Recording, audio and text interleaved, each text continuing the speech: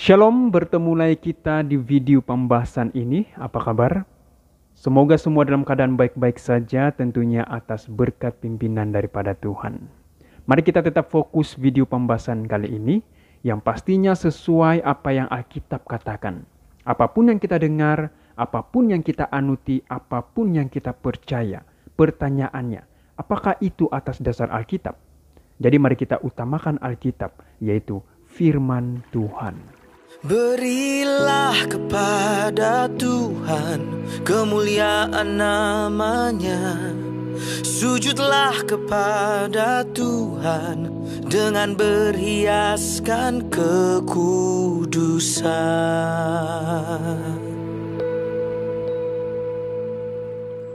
Apakah kita semua setuju bahwa Tuhan menghendaki agar kita menuruti perintahnya dan bukan melanggar perintahnya? Saya yakin kita semua setuju bahwa Tuhan menghendaki agar kita menuruti perintahnya dan bukan melanggar perintahnya. Pertanyaannya adalah, bagaimana jika tidak menuruti firman Allah atau tidak menuruti perintahnya? Dan apa petanda jika seseorang tidak menuruti perintah Allah? Nah, perlu kita ingat bahwa penurutan terhadap hukum atau perintah Allah bukanlah supaya kita diselamatkan.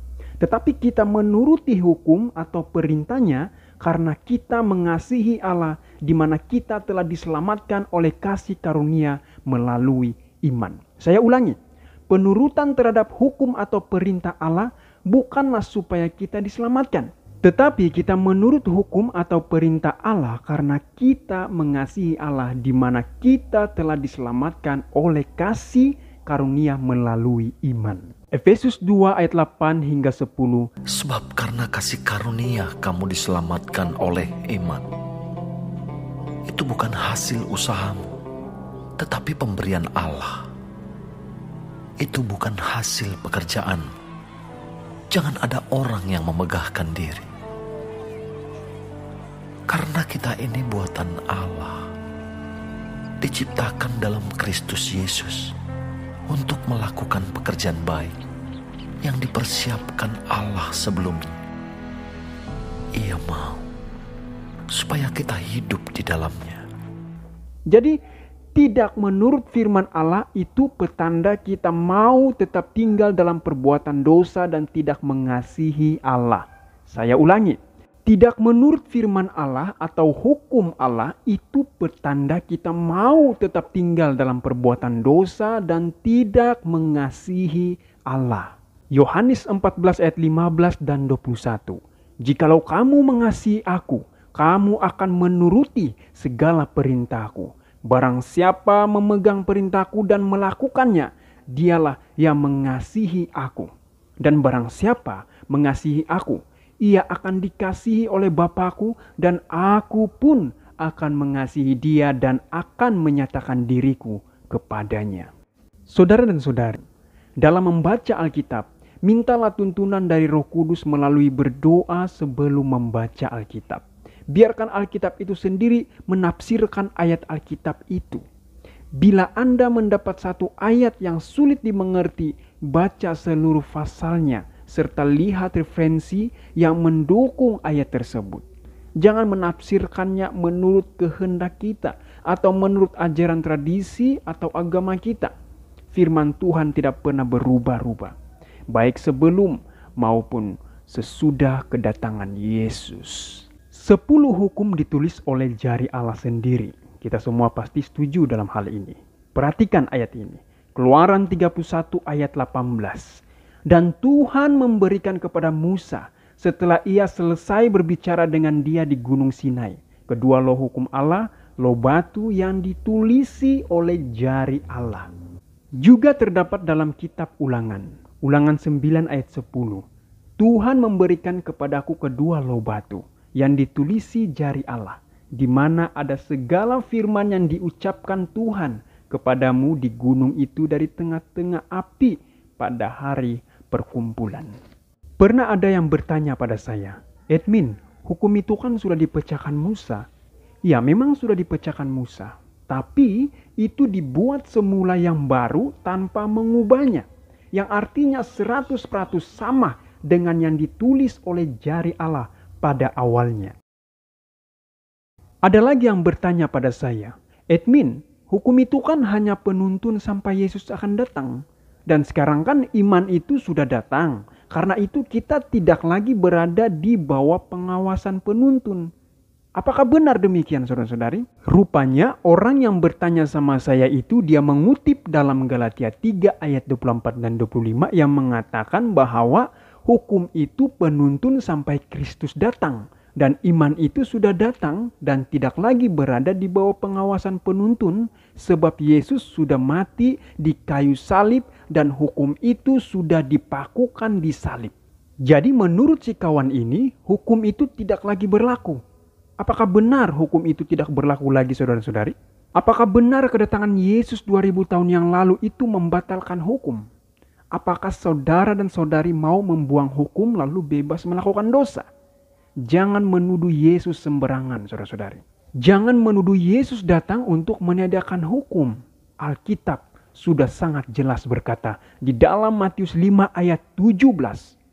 "Janganlah kamu menyangka bahwa aku datang untuk meniadakan hukum Taurat atau kitab para nabi. Aku datang bukan untuk meniadakannya, melainkan untuk menggenapinya."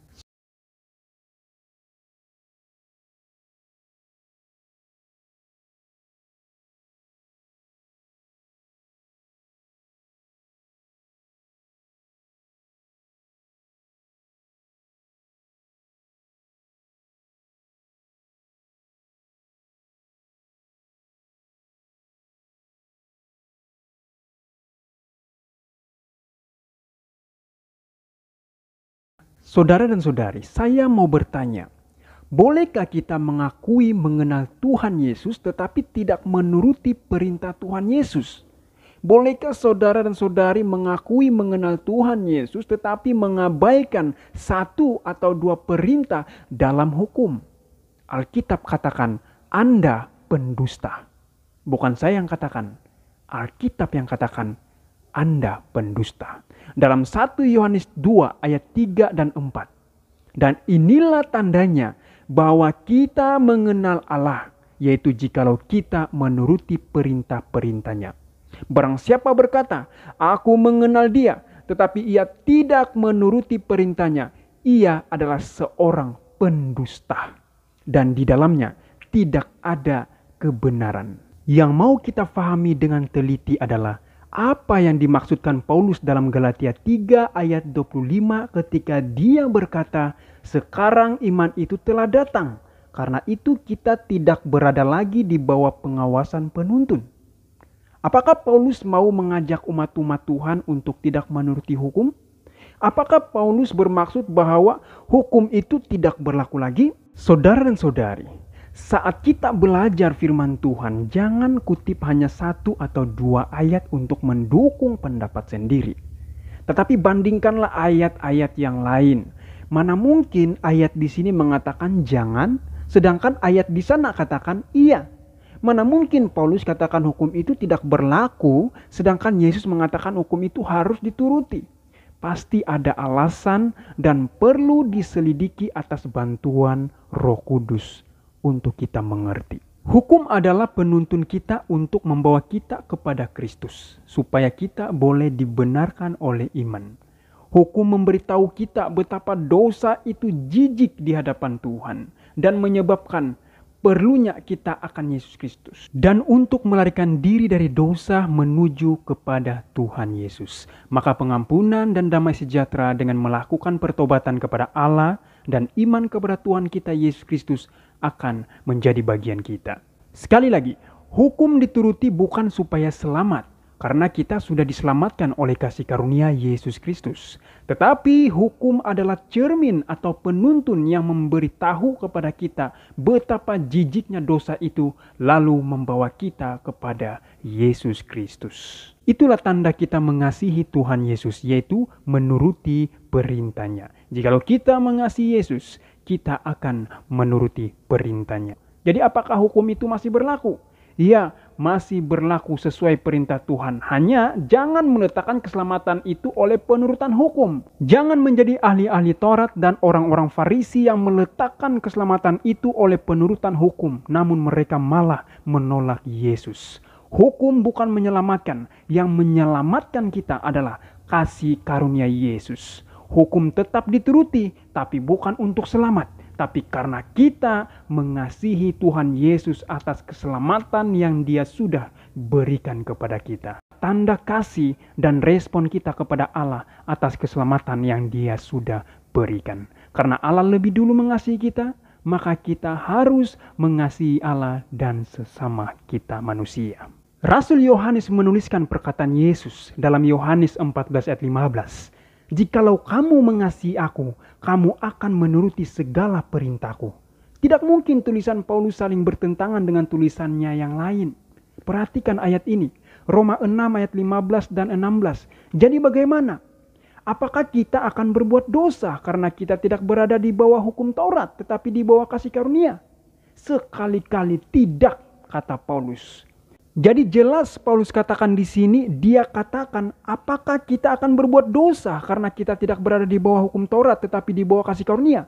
Dengan kata lain, apakah kita akan melanggar hukum karena kita tidak berada di bawah hukum Taurat? Sekali-kali tidak, kata Paulus. Satu hal yang kita perlu ketahui bahwa Allah mempercayakan kepada 40 orang penulis seluruh isi Alkitab dari buku Kejadian hingga buku Wahyu atas dorongan Roh Kudus. Kecuali hanya 10 hukum ditulis oleh jari Allah sendiri. Boleh kita lihat itu di dalam Keluaran 31 ayat 18 dan Ulangan 9 ayat 10. Saudara dan saudari, 10 hukum terbagi 2 bagian alias 2 law tersebut. Perjanjian Baru menyebut hukum yang terutama yang pertama dan kedua. Jadi hukum yang terutama yang pertama yaitu hukum pertama sampai keempat di dalam law yang pertama itu, di bagian yang pertama yaitu kasih kepada Allah. Matius 22 ayat 36 hingga 38. Guru, hukum manakah yang terutama dalam hukum Taurat? Jawab Yesus kepadanya, Kasihilah Tuhan Allahmu dengan segenap hatimu dan dengan segenap jiwamu dan dengan segenap akal budimu. Itulah hukum yang terutama dan yang pertama. Bagaimana pula hukum yang terutama yang kedua itu? Itulah hukum yang ke-5 sampai 10, yaitu kasih kepada manusia. Matius 22 ayat 39 hingga 40. Dan hukum yang kedua, yang sama dengan itu, ialah kasihilah sesamamu manusia seperti dirimu sendiri. Pada kedua hukum inilah tergantung seluruh hukum Taurat dan kitab para nabi. Mungkin banyak yang mengklaim dan mengatakan, saya sudah menuruti semua hukum itu. Saya sudah menuruti ke-10 hukum itu. Pertanyaannya adalah, apakah boleh saya lakukan 9 tapi 1 saya abaikan? Apakah boleh kita turuti 9 tapi 1 kita abaikan? Yakobus 2 ayat 10 menjawab, sebab barang siapa menuruti seluruh hukum itu tetapi mengabaikan 1 bagian daripadanya, ia bersalah terhadap seluruhnya. Bertemu lagi kita di video selanjutnya. Tuhan Yesus memberkati kita semua. Amin.